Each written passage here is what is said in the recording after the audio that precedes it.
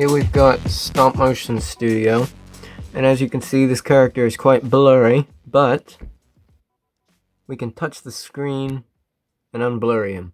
Now, this seems really handy, and theoretically it is, but what happens is, if you accidentally touch the screen, then you can end up changing your entire exposure and your focus, and that could be detrimental to the animation, getting it back to the same way it was before.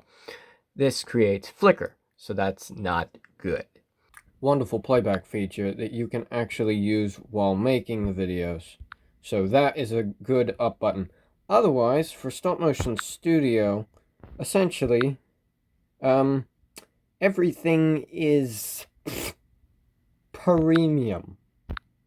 All of, like, you know, HQ and 4K are premium, and then you've got all the gels are premium, and then you've got the ratios, which are actually free, and then you get these, which are premium. You get the binoculars, woohoo.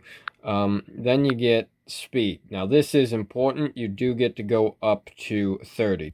Otherwise, decent playback feature. Not much else really. You get to add your voice. That's it. Okay, here we are in Stikbot Studios 2, but the biggest problem with this particular software is the onion skin. It's kind of strange, so let me just take a picture. Having a onion skin effect on something that hasn't been moved. So that's rather useless and actually adds a layer of distraction and makes it more difficult. So that is a bit of a flaw. The positive to Stikbot Studios is that it is completely free. Hear me out, free. So that means no in-app purchases, no nothing. It is free, bottom line. It's also got green screen capability. It has a large archive of sound effects, music, and visual effects, so like explosions, muzzle flashes-ish, kind of. Anyway, it's not exactly that detailed, but either way, it's still there. It's still accessible. You can still use it. It's got the ability to do 30 frames per second and anything under that. It's got the ability to loop your clip. It's got the ability to add voice to your clip. And then you can also export in 1080p. So, you know, that's good.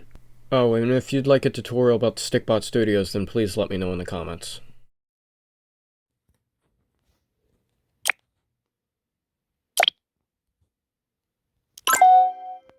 Okay, so as you can see, we have the camera set up here. And the problem is the camera is on this side where my finger is. But we want the camera to be closer because we've set up our set and we can't get it there. So normally you just rotate things. But the problem with that is this software does not have the ability to rotate yet. So I had to film the scene upside down so that it would look like the other ones. Anyway, minor detail, but it's still a little bit of a bugger. Okay, so as far as other details in this, we've got the focus and the exposure, which, if you check out this clip, they are the best compared to all of them. So, that's a good upvote for Aardman. Aardman's got a good autofocus and exposure. Did a lot better. So, we've also got a countdown timer to shoot, but that's also difficult because then you end up getting your hands in there. So I'm not quite sure how I'd end up using that because sometimes it takes me 2 minutes to move the character correctly. So that's not exactly useful for me, at least. This function is kind of tricky. It's made for a younger animator. It does not allow you to do a detailed FPS like the other two apps. You can only do half speed, normal speed, fast speed, which I'm hoping that fast speed is either 12 or 15 frames per second. I have no idea what normal and half is. Either way, they're not great. Go with fast. Otherwise, we've got onion skin, and the onion skin works like a charm in this app, so that's really good. So kudos for the onion skin and the less flicker than the other apps. Anyway, thanks folks. Peace out.